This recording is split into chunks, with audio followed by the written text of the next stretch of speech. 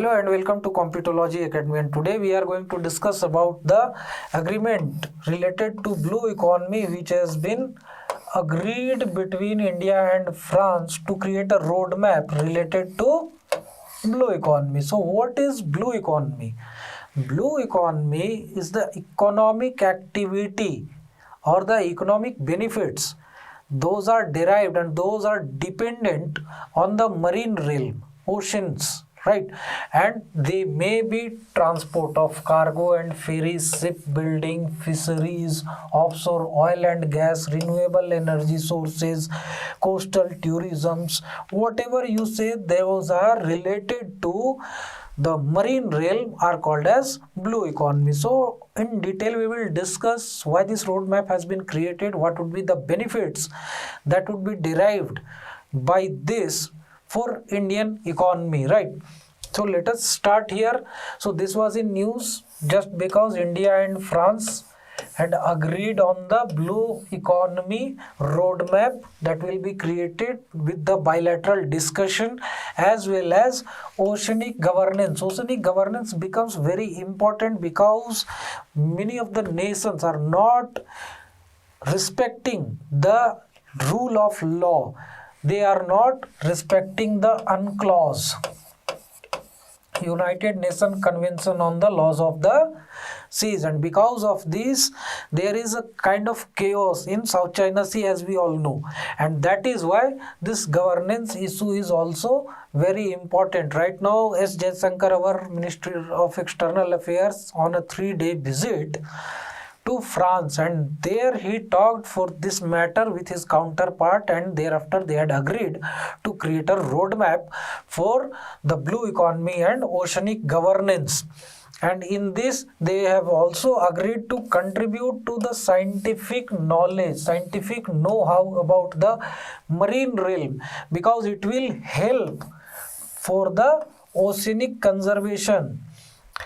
Even today we don't know many things about the marine realm, and through the increase of scientific knowledge, through the increase of scientific know-how, the conservation will become easy if we will come to know various mechanisms about the oceanic realm, right? And again there is an agreement there. They have agreed that they will ensure that the oceanic realm remains a global common that should not become the personal property of any particular nation who is powerful.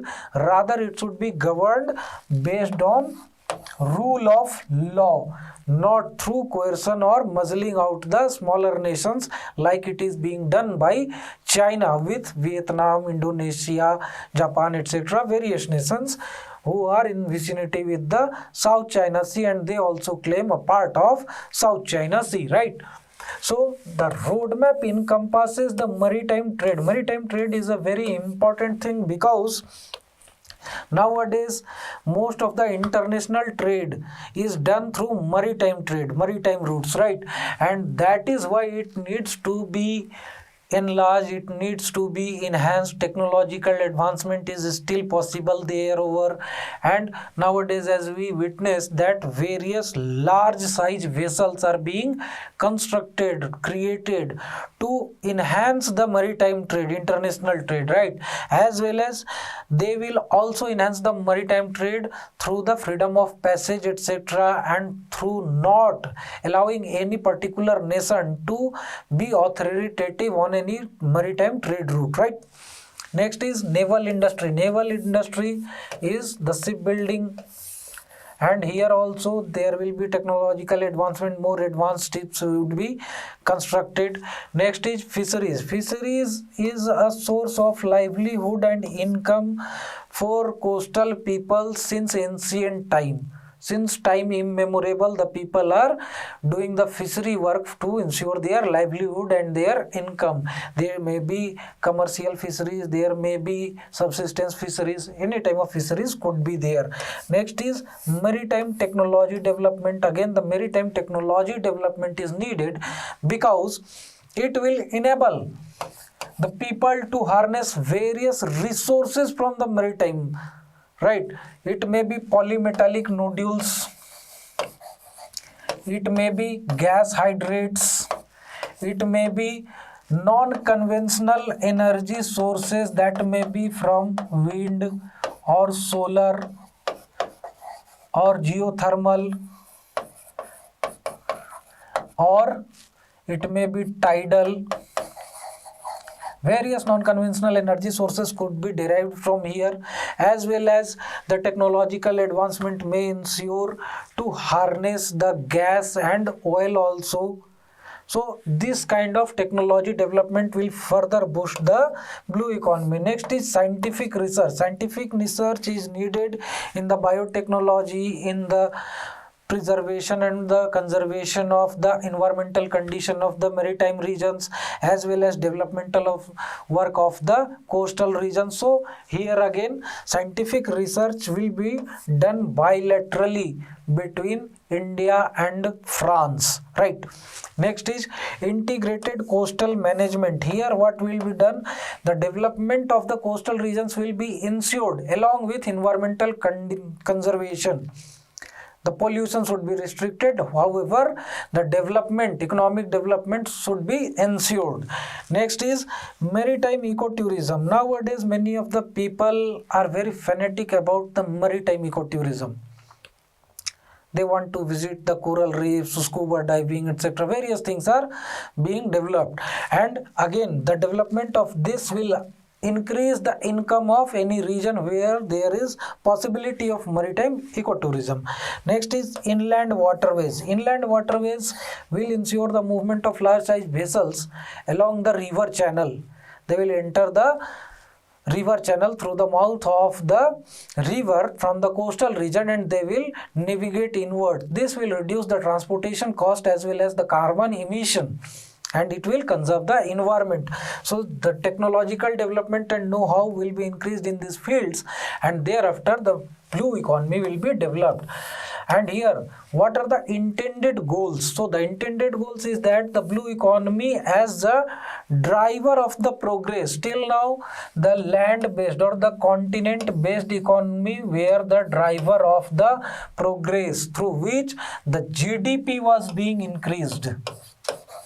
But now what is being done? Nowadays the progress is mixed, and India and France is trying to harness the blue economy to ensure the progress, driver of progress, right? And here also they have to ensure that they should protect the environment and biodiversity of the oceanic realm also. During the course of development of blue economy, there should be no damage to the environmental condition of the marine realm, as well as the extinction or the deterioration of the biodiversity present over there.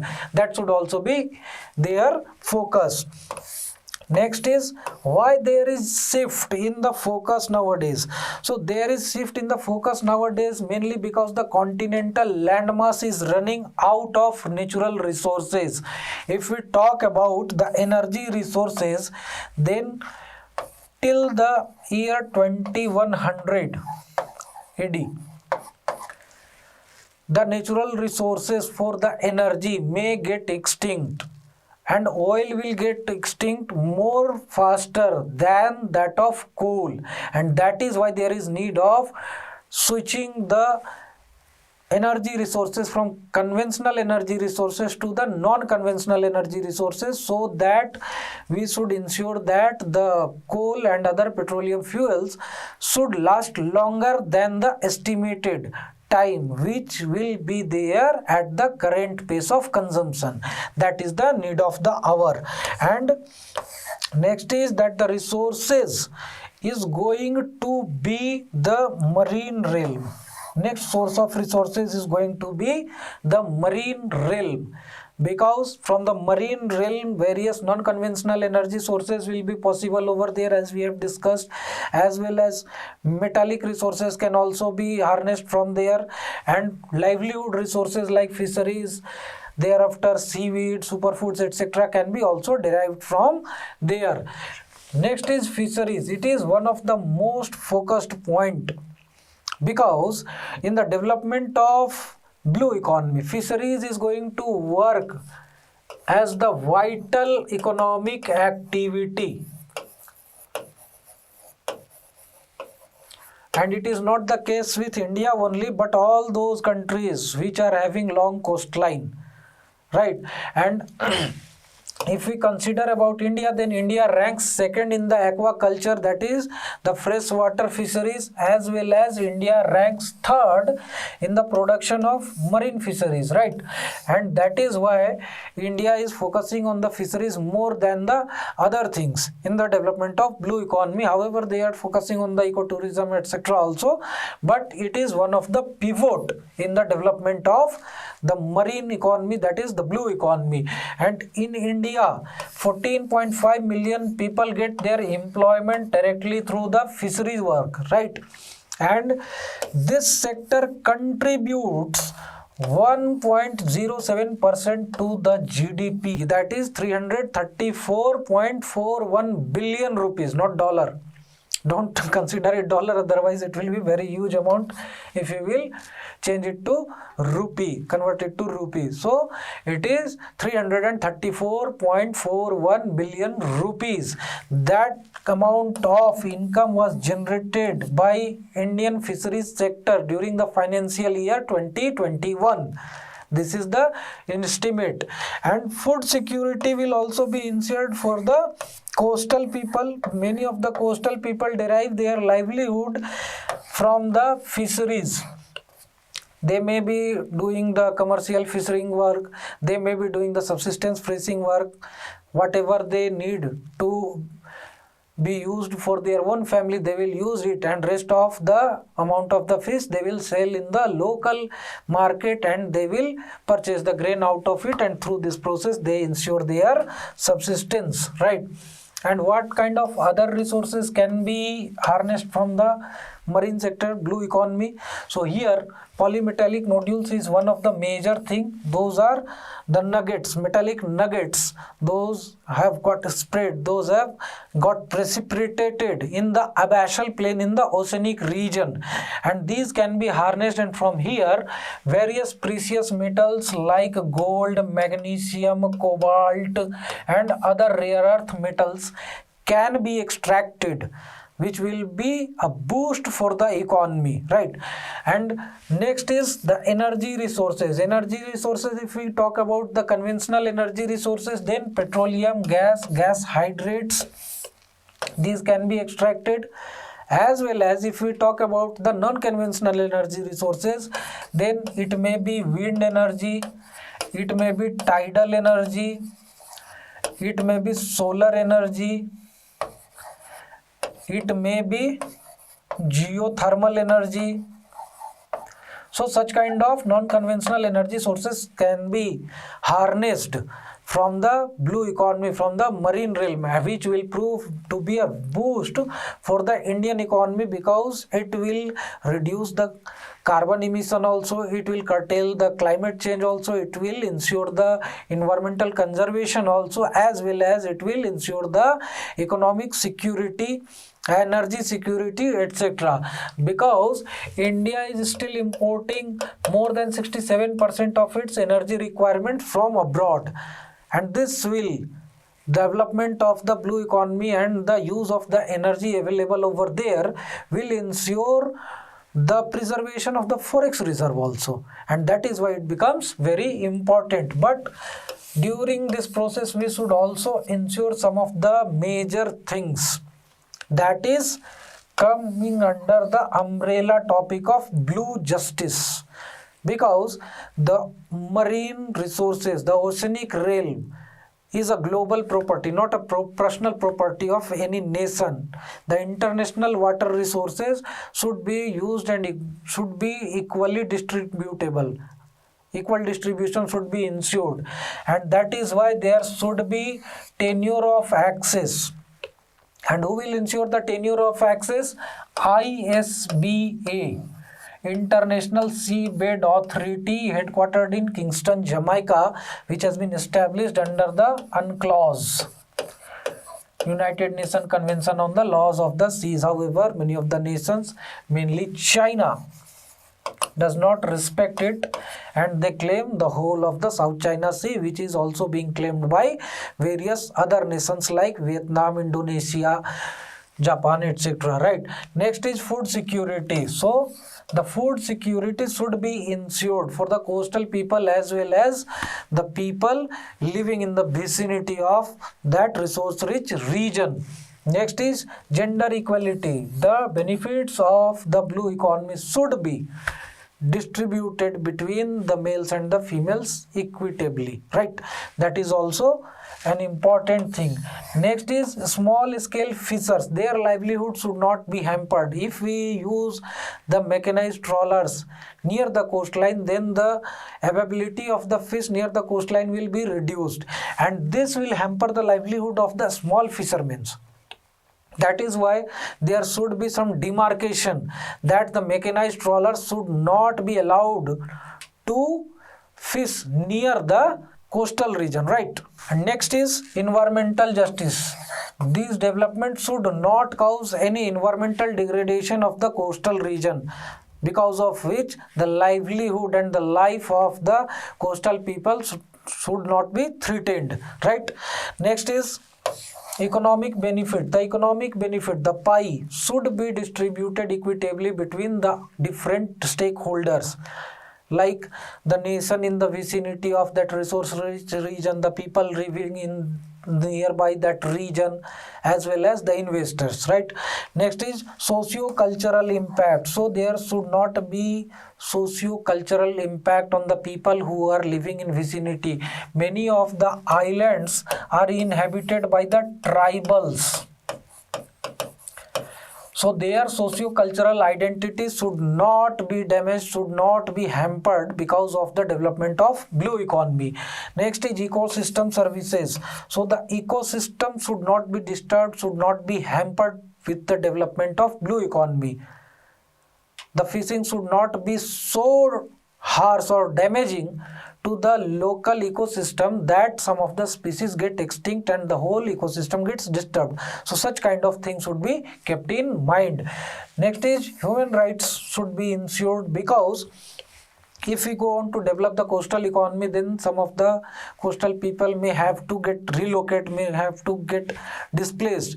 So in that case, there should be adequate amount of compensation and adequate facility for their relocation, so that their relocation should not become a disadvantage for them. This development of the blue economy should not become a disadvantage for them and their human rights gets violated. Next is inclusive governance. The local people should be consulted and their opinions should be respected during the process of development, so that the inclusive governance should be ensured, right? Next is why India is focusing on blue economy. So India is having a vast coastline of 7516.6 kilometer. This is the length of the coastline that is India having, and due to this huge coastline, India is having a huge EEZ, exclusive economic zone also. If we see here, then the red shaded region is the area that is under the EEZ of India. So such a huge EEZ provides India a vast area from which the marine resources can be harnessed, can be utilized, and that is why India is collaborating with France to develop the blue economy bilaterally, because France is a technologically advanced nation and they can prove very beneficial in developing the blue economy, right? And last but not the least, I would like to inform you all that the General Studies Foundation course for the 2023 Civil Services exam has been announced by Computology IS Academy. That is going to start on 28th of March 2022. This is a morning 8 AM batch, and here the prelims comes mains batch. The syllabus will be covered holistically, and this will be an offline batch. Here you will be provided the personal mentoring and hand holding till the final selection, and you can also get the further details through contacting us through our website or the mobile number or through our landline number. And if you want to mail us, then the description there is the mail ID also, and you can also visit our website, and from there you can download the details of the course. And you can also follow us on our social media channel, that is the Facebook and the Instagram. This is our Telegram handle, and do subscribe our channel and press the bell icon to get notified whenever we upload new videos. Thank you very much and have a nice day.